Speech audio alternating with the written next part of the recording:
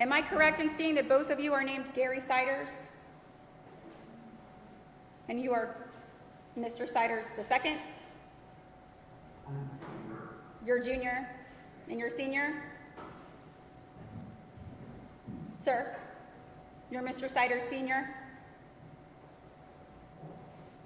Yes, it's a Mr. Ciders senior.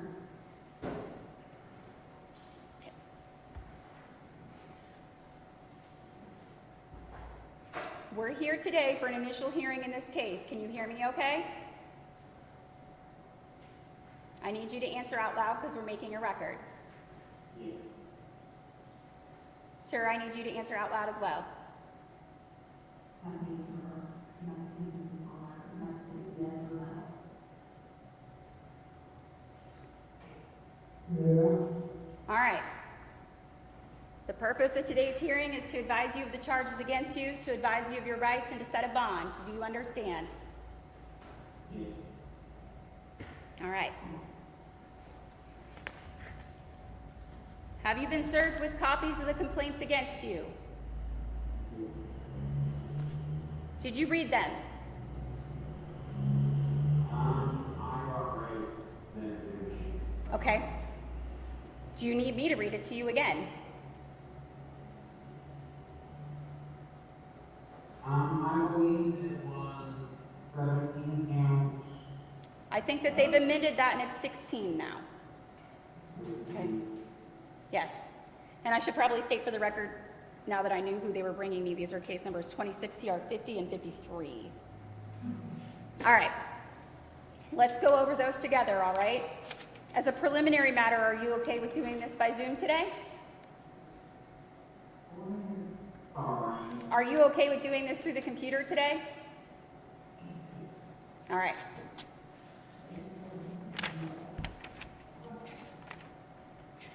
So, actually there are 17 here.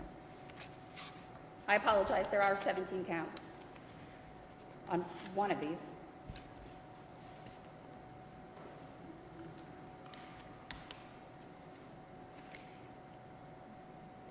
Each of these counts is a second-degree felony count of endangering children, which is a violation of Ohio Revised Code 291922B1 and E2D. Each one of them alleges that on or about June 30th, 2026, that you did abuse a child under the age of 18 years old, and the violation resulted in serious physical harm to that child. Each count contains different initials indicating, and birth dates indicating which child to whom it refers. Count 1 is CS, date of birth 5/30/2008. Count 2 is ZS, date of birth 8/17/2009. Count 3 is CS, date of birth 3/13/2011. Count 4 is KS, date of birth 3/28/2012. Count 5 is BS, date of birth 5/8/2013. Count 6 is GS3, date of birth 9/2/2014. Count 7 is LS, date of birth 5/25/2016. Count 8 is VS, date of birth 10/26/2017. Count 9 is JS, date of birth 10/27/2019. Count 10 is ES, date of birth 9/29/2020. Count 11 is NS, date of birth 2/10/22. Count 12, SS, date of birth 2/10/22. Count 13 alleges harm to John Doe, date of birth 1/21/25. That's John Doe A. There's John Doe B, date of birth 1/21/25. Count 15 is simply identified by first name Isaac, no date of birth at this time. Count 16, Isaiah, no date of birth at this time. Count 17, Wade, no date of birth at this time. Those are for you, Mr. Ciders Jr.,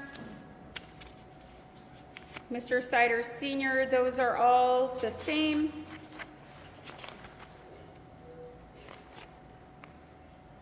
They're identical, Counsel. Yes, I suspected so, but I wanted to ensure. All right. Each of those felonies of the second degree is punishable by 2 to 8 years as a minimum sentence and a maximum sentence of 12 years in prison.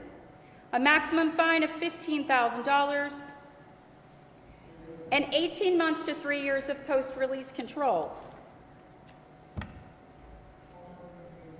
Do you understand all that? You have the following rights. You have the right to retain counsel even if you intend to plead guilty.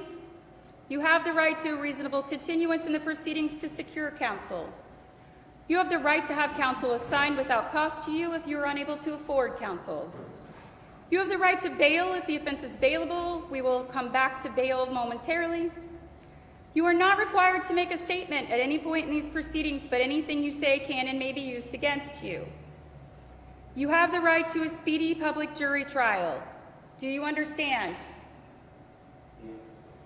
Also, because these cases have come before this court on a complaint rather than an indictment at this time, you would have the right to a preliminary hearing, and you can discuss that with counsel once counsel is appointed for you. Do you understand? All right. The jail has applications for court-appointed counsel there. You can fill those out and they'll submit them back to the court. You have 4 pleas available to you. A plea of guilty is a complete admission of your guilt. A not guilty plea is a complete denial of your guilt. A no contest plea is not an admission of guilt, but is an admission to the facts that underlie the complaint.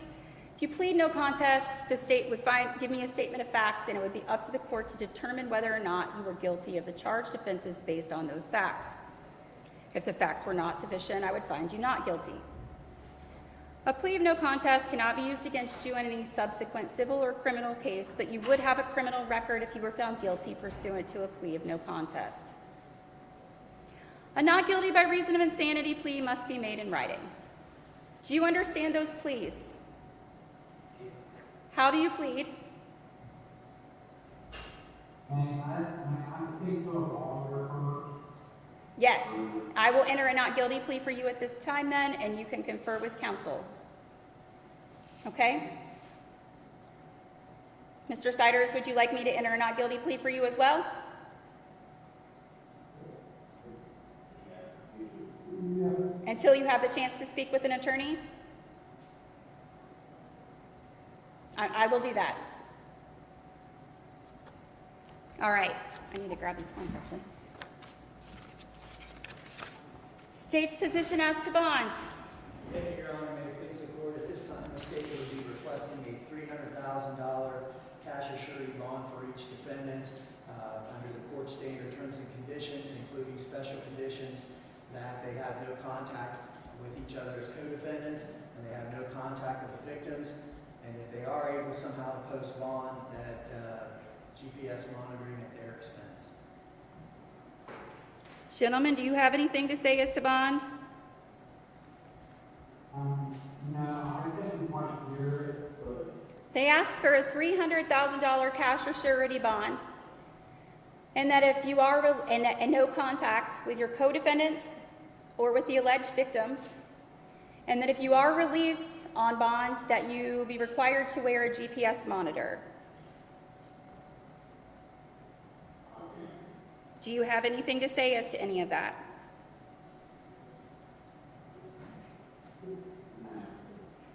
All right, I will grant the state's request then. It will be a $300,000 cash or surety bond. In the event, well, first of all, no contact with your co-defendants. Don't be speaking with each other there at the jail. If you are released, no contact with the alleged victims. Don't try to contact them from jail either. And you will be required to wear a GPS monitor at the state's expense. You would also be required to be a law-abiding citizen, keep the court informed of any address or telephone number changes, appear at all hearings, and have DNA and fingerprinting done if you've not done so already. Do you understand? All right. Anything else from the state? No, thank you. All right. Gentlemen, we'll get you attorneys appointed as soon as possible. Thank you.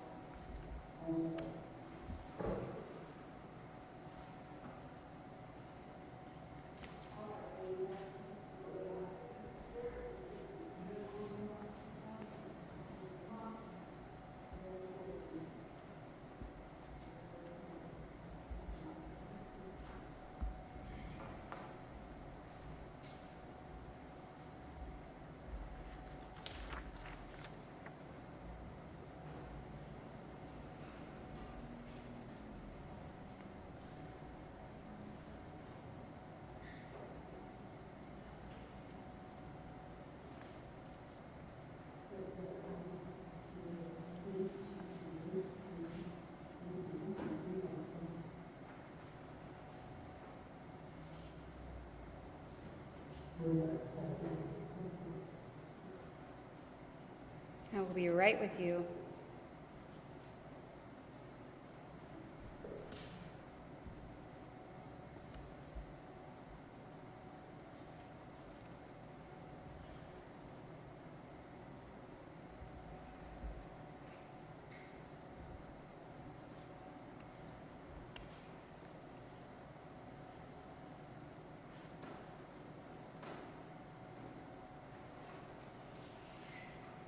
You're over there, Coach. Yes. Do you not have a copy of the amended complaint? I thought that was what they put in here. No, that was the original. What changed? It's 16 counts, and we identified the kids with their actual dates of birth and removed so their names weren't listed on there. We used their initials then. Okay, I'll change it to initials. You want me to go get it? You can. Okay.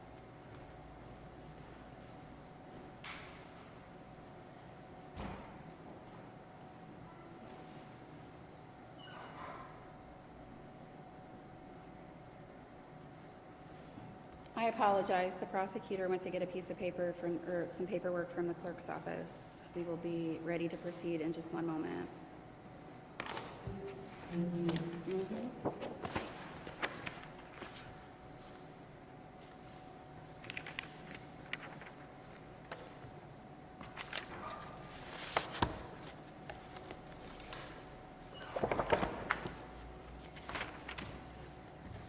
Did they put them behind the others? I think they probably did. I think that's why I flipped through and found something different. Yeah, I'm sorry. It's Yeah, okay. they're there. I apologize. It's not a big deal. I knew that they were filed. I just wasn't sure which one was the original and which one was the amended. I thought maybe they just took the other one out. All right. We are on the record in the Vinton County Court of Common Pleas. These are case numbers 26 CR 51 and 26 CR 52. Case 5-1 is the State of Ohio versus Christina Ciders, and case 5-2 is the State of Ohio versus Elizabeth Ciders. Is that the two of you?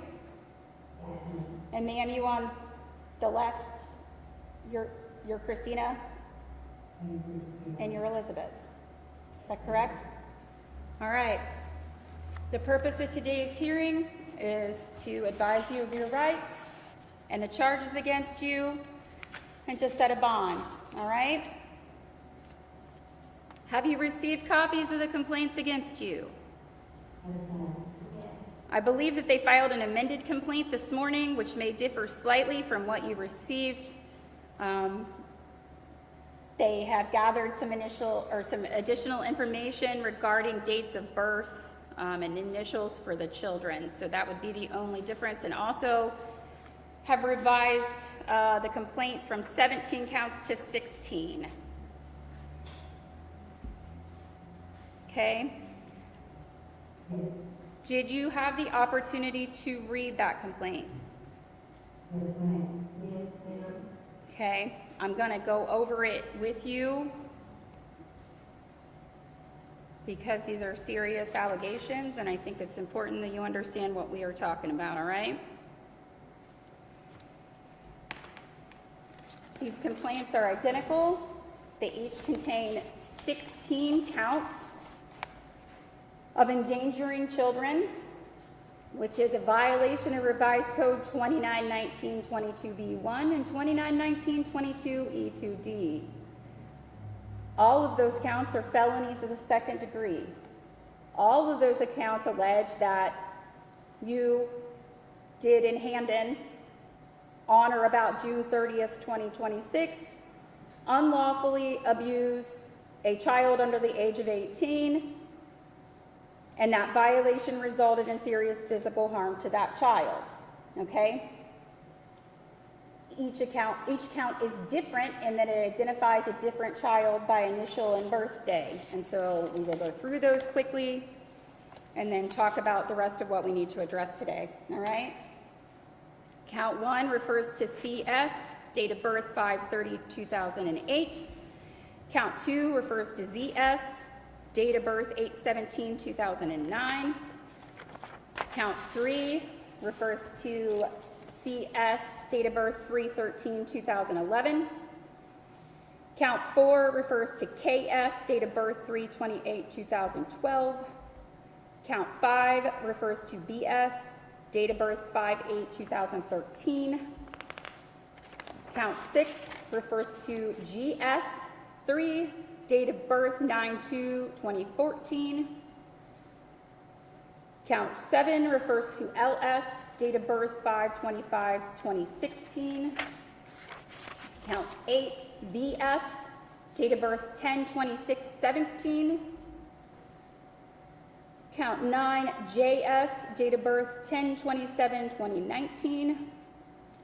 Count 10, ES, date of birth 9/29/2020.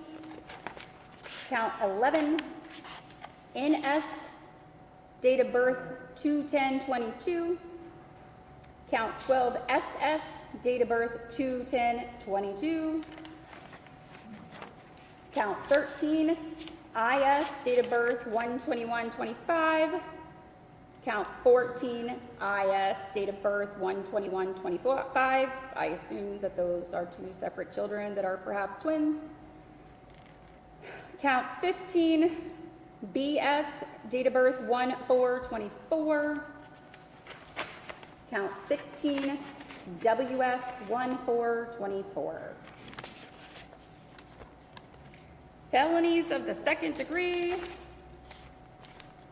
are punishable by a minimum sentence of 2 to 8 years in prison, a maximum sentence of 12 years, and a $15,000 maximum possible fine. They also carry the possibility of 18 months to 3 years of post-release control. Do you understand the charges against you? I need you to answer out loud because we're keeping a record. All right. Doesn't mean you agree with them. I just need to know that you understand what they are. You have the following rights. You have the right to retain counsel even if you intend to plead guilty. You have the right to a reasonable continuance in these proceedings to secure counsel. You have the right to have counsel assigned without cost to you if you are unable to afford counsel. You have the right to bail if the offense is bailable, and we will discuss bail momentarily. You are not required to make a statement at any point in these proceedings, but anything you say can and may be used against you. You have the right to a speedy public jury trial. Do you understand those rights? All right. The jail has applications for court-appointed counsel. If you wish to fill them out, they will send them back to the court. You have 4 pleas available to you. A guilty plea is a complete admission of your guilt. A not guilty plea is a complete denial of your guilt. A no contest plea is not an admission of guilt, but it is an admission to the facts that underlie the indictment. If you plead no contest, the state would give me a statement of facts, and it would be up to the court to determine whether or not you are guilty based on those facts. If the facts were not sufficient, I would find you not guilty.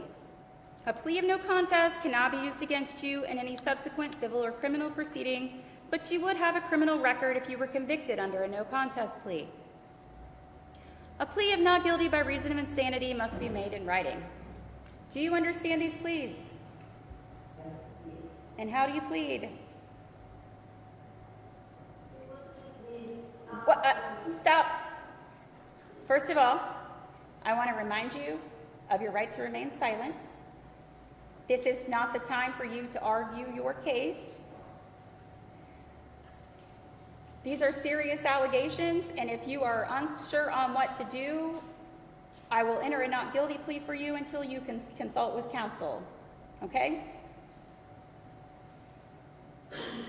I also need to advise you that because these cases came before this court on a complaint, as opposed to through an indictment by the grand jury, you have the right to a preliminary hearing. And that's a matter you can discuss with counsel once they're appointed as well. All right? All right. So I will enter not guilty pleas for both of you at this time until you have the opportunity to discuss this case with counsel. State's position as to bond. Thank you, Your Honor. May it please the court, it is the state's recommendation that a $300,000 cash or surety bond be imposed on each defendant based on the seriousness of the offenses that under the court standard terms and conditions, including special conditions that they have no contact with co-defendants, with each other, and with the victims, and that if they were able to post bond, that they would be subject to GPS bond. Thank you. Could you hear the prosecutor? The state is asking for a $300,000 cash or surety bond, and that if you are able to post bond, that you have no contact, let me back up. Even if you're not able to post bond, they're asking that you have no contact with your co-defendants. That means each other. I presume the jail will keep you from having contact with the other 2 co-defendants if you remain in jail. No contact with the alleged victims of the offense, and if you are released, that you be fitted with a GPS monitor at state's expense. We also have general conditions of bond if you are released, which include that you be a law-abiding citizen, that you keep the court informed of any address or telephone number changes, that you appear at all court hearings, and that you get DNA and fingerprinting done if you have not already done so. Do you have anything to say as to bond?